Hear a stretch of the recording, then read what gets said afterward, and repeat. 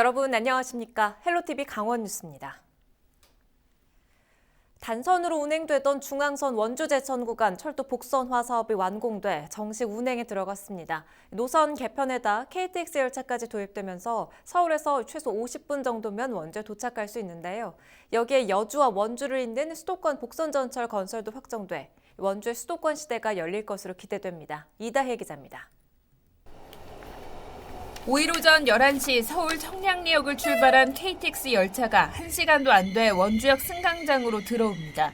이날 원주제천 간 복선철도가 정식 개통하면서 서울에서 원주까지 열차 운행 소요 시간이 50분대로 줄었습니다. 과거 도심을 통과하던 노선이 외곽으로 짧게 지나 거리가 줄었고 최고 시속 260km의 KTX 운행으로 기존보다 20분가량 빨라진 겁니다. 서울까지도 이제 40분대에 갈 수 있다고 하니까 저희들 되게 기대 많이 하고 있고요. 또 편리하고 또 안전할 것 같아서 굉장히 기대됩니다. 경강선에 이어 중앙선 KTX 개통으로 원주는 동서 남북을 연결하는 관문도시가 됐습니다. 원주에서 대천까지의 소요 시간은 40분에서 20분으로 단축되고 안동까지는 2시간이면 도착합니다. 내년 말 중앙선과 동해선 구간 복선화 공사가 완료되면 원주에서 부산까지 2시간대 연결도 가능해질 전망입니다. 원주에서 청량리까지 50분 정도, 원주에서 제천까지는 18분 정도 거리가 소요됩니다. 그리고 새로운 KTX EMU 이음 열차가 투입돼서 열차 시간도 더 많아졌고 여주 원주 복선전철 건설 사업도 최근 정부의 타당성 재조사를 통과했습니다. 서울 판교에서 여주까지 운행되는 수도권 전철을 원주까지 연장하면 서울 남부권과 50분대로 연결하는 수도권 시대를 열게 됩니다. 판교랑 40분에 연결되면 그런 판교의 벤처 원주의 의료 데이터가 만나게 되면 강력한 도시가 될 거라고 보고요. 또 더 나아가서 이제 수서 광주와 또 연결되면 강남과 우리 강원도 특히 원주가 연결되면 원주 훨씬 더 큰 도시가 된다. 이달은 고속철도 개통에 이어 수도권 전철까지 연결 예정인 원주시. 인구 유입과 기업 유치 등 수도권 시대를 맞는 원주시의 변화가 기대됩니다. 헬로티비 뉴스 이다혜입니다. 코로나19 장기화로 지역 경제가 휘청이고 있습니다. 특히 지역의 중소기업은 심각한 경영난으로 신용도가 떨어져 자금난으로까지 심화될 가능성이 높은데요. 지자체에서 대책을 모색하고는 있지만 지역 중소상인들은 위기 극복엔 역부족이라며 신용도 평가 유예 등의 특단의 대책을 요구하고 나섰습니다. 박건상 기자가 보도합니다. 10년째 강릉에서 서비스업을 하고 있는 63살 A씨. A씨는 연간 평균 30억 원의 매출을 기록했지만 최근에는 큰 위기에 봉착했습니다. 코로나19 장기화로 평균 매출이 70% 정도 감소했기 때문입니다. 현재는 직원 40여 명의 임금을 감당하기도 버거운 실정입니다. 현재 그 고용유지 지원금을 받아서 겨우 지탱은 나가고 있지만은 임대료라든가 여러 가지 부대의 어떤 부대 지출은 감당하기 참 힘든 입장입니다. A씨는 매출 감소에 따른 자금난 해소와 위기 대응을 위해 대출도 배가량 늘렸지만 상황은 악화됐습니다. 코로나19가 장기화되면서 매출이 늘어나지 않아 신용도가 하락하고 대출이자 부담이 가중될 위기에 처한 겁니다. 지난해 매출과 영업이익 등 성과를 공시해야 하는데 상당수 기업들의 매출이 곤두박질 치면서 신용도 평가에서의 불이익이 불보듯 뻔하기 때문입니다. 강릉상공회의소 등 지역 경제단체는 중소기업 지원 방안을 모색하고 있습니다. 지자체도 중소기업 육성 자금 확대 등 대안을 찾고 있지만 한계가 있다는 지적입니다.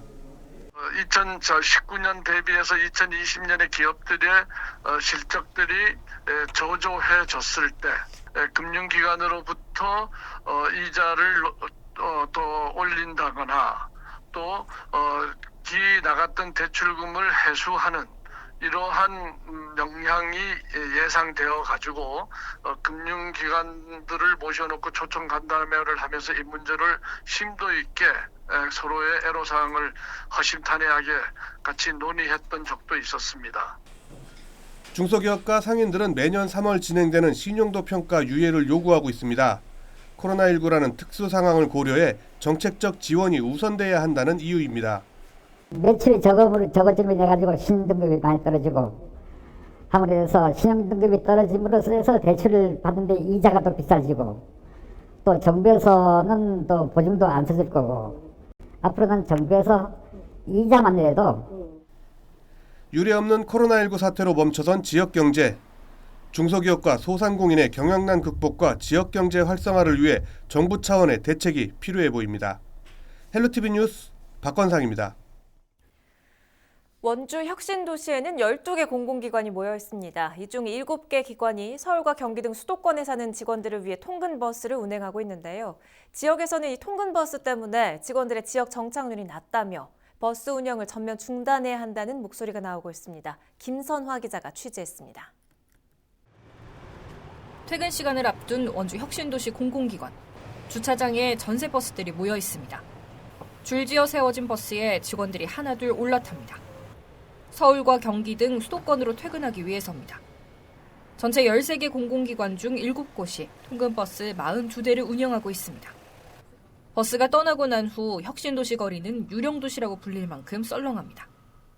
혁신도시는 주말 상황 굉장히 안 좋고 또 퇴근 이후에도 활성화가 굉장히 더딘 상태에 있었는데 요즘 같은 코로나 시국에는 정말 말도 못할 정도로다가 심각한 상태에 있죠. 가족과 함께 원주로 이사온 공공기관 직원은 10명 중 3명에 불과합니다. 전국 평균에도 못 미치는 수준입니다. 상황이 이렇자 통근버스를 없애야 한다는 목소리가 나옵니다.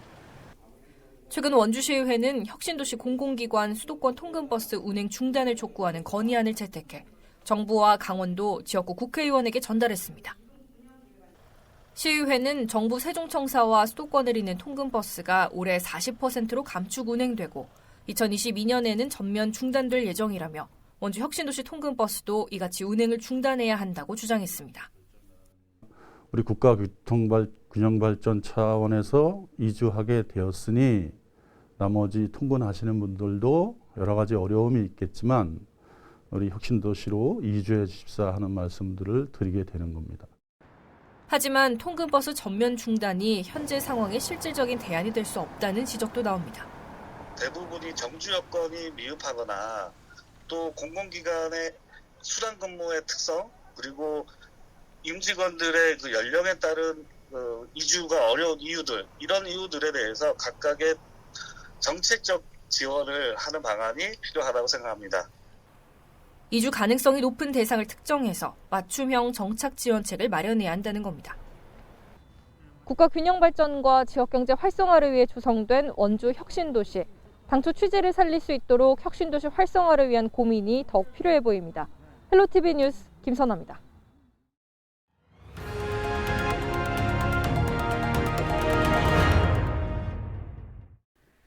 헬로티비 뉴스에서는 2021년 새해를 맞아 도내출 현안과 정책 방향을 들어보는 신년 인터뷰를 진행하고 있습니다. 이번 시간에는 민병희 강원도 교육감 만나볼 텐데요. 도내 교육 현안과 코로나19로 어려움에 빠진 교육 현장에 대한 지원 방안 등에 대해 이야기 들어보시죠. 지난해 코로나19라는 그런 어려움 속에서도 이를 잘 극복해 주신 우리 학생 그리고 학부모님 교직원 여러분을 비롯한 도민 여러분께 고맙다는 말씀을 드립니다. 올해는 소띠해를 맞아서 소의 우직함, 강직함으로 뚜벅뚜벅 이 어려움을 잘 극복하고 좀 더 나은 그러한 교육 환경이 될 수 있도록 노력하겠다는 말씀을 드리면서 함께 해 주실 것을 부탁드립니다. 아직은 코로나19가 계속 진행되는 상황이기 때문에 안전을 최우선 과제로 그래서 최우선 중점을 둘 것이고요. 그런데 우리 교육의 본질이 바로 가르침이기 때문에 학교는 우리 아이들에게 가르치는 일에 전념하게 하고 교육지원청은 학교를 지원하는 일, 이 두 가지가 잘 될 수 있도록 하는 것이고요. 또 한 가지는 우리 지난해에 그 온라인 수업이라든지 이런 원격 수업을 통해서 좀 성취 수준이 미처 다 닿지 못한 아이들이 많이 있습니다. 이런 것을 극복하는 일과 함께 모든 아이들은 다 가슴마다 저 나름대로의 다름을 가지고 있기 때문에 백인 백색 수업 성장 그래서 학생 저마다 소질과 적성에 맞는 그런 수업을 할 수 있도록 최선을 다하겠습니다. 현재 코로나 그 백신은 19세 이상 성인을 대상으로 설정했기 때문에 우리 아이들은 지금 맞을 수가 없습니다. 근데 어른들이 이 백신을 통해서 집단 면역 체계를 갖추면 우리 아이들도 따라서 안전해집니다. 그렇게 되길 희망하고요. 현재 임상 실험을 하고 있는 과정이 있기 때문에 그 이후에 우리 아이들도 백신 접종이 될 것으로 기대하고요. 변함없이 올해 지난해처럼 학교에서 방역 철저히 하고 그렇게 해서 우리 집단 감염이 일어나지 않도록 최선의 노력을 다할 수밖에 없고요. 올해 그 지난해부터 도의회에서 재난지원에 관련된 지급할 수 있는 조례가 만들어져 있기 때문에 올해도 계속 어려운 상황이 일어난다면 이것을 직접 지원할 수 있는 방안을 검토하겠습니다. 그리고 지난해 체험학습비도 우리가 지원을 못했어요. 근데 올해 상황이 좋아지게 되면 2개 학년에 걸쳐서 체험을 학습을 할 수 있도록 지원할 계획도 가지고 있습니다. 아무도 가보지 않았던 그 어려운 길을 잘 헤쳐왔다고 생각합니다. 올해도 아마 이 어려움을 당분간은 함께 헤쳐나가야 되잖아요. 그러기 위해서는 우리 서로 협력하고 손잡고 나가야 된다고 생각을 합니다. 이제 올해는 좀 이것에서 벗어나서 우리 아이들이 학교에서 온전하게 만나고 또 온전하게 수업을 자기 성장을 이뤄갈 수 있어야 되기 때문에 여기에 지원하는 일에 최선을 다하겠습니다. 우리 학부모님들 또 우리 학생들 몸은 멀리 떨어져 있어도 마음은 가깝게 하면서 당분간은 이걸 잘 협조해 주시고 올 하반기쯤 되어서는 좀 정상적인 학교와 수업이 이루어지기를 기대합니다. 그렇게 되기를 위해서 노력하겠습니다.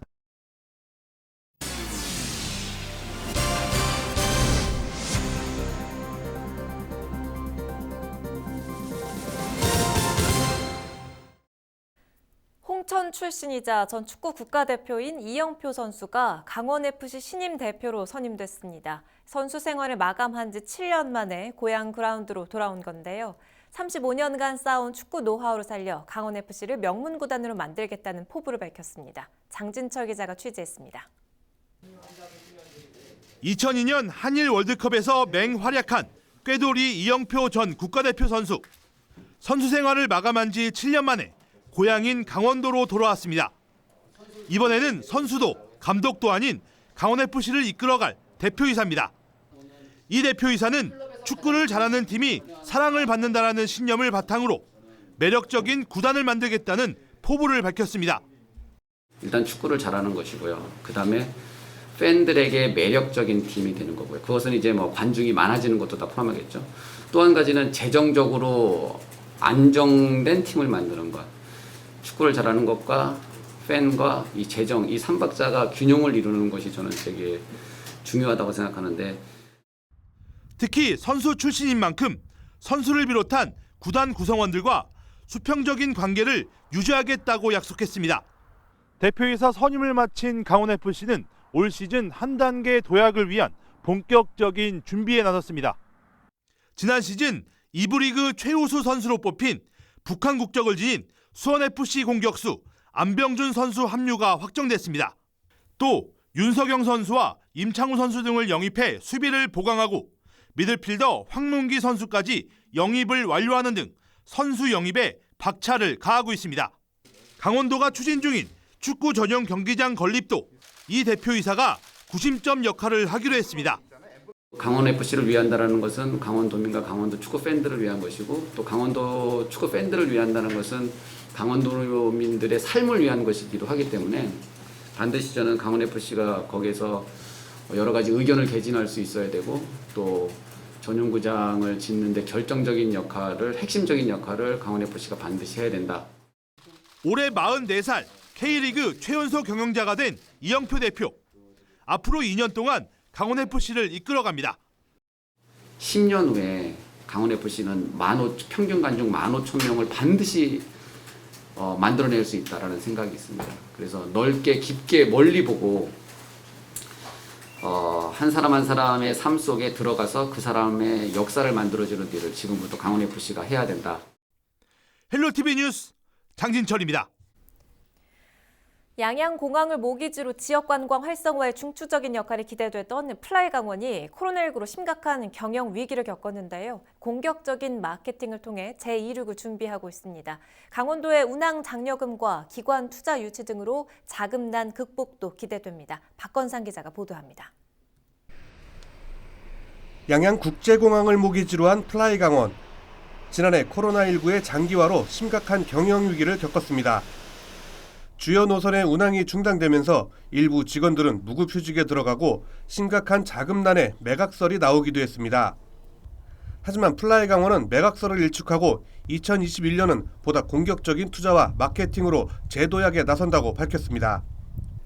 우선 자금난 극복을 위해 대주주와 기관 투자자를 통해 200억 원의 자금을 유치하고 강원도와 주주들로부터 110억 원의 추가 투자를 받겠다는 계획입니다.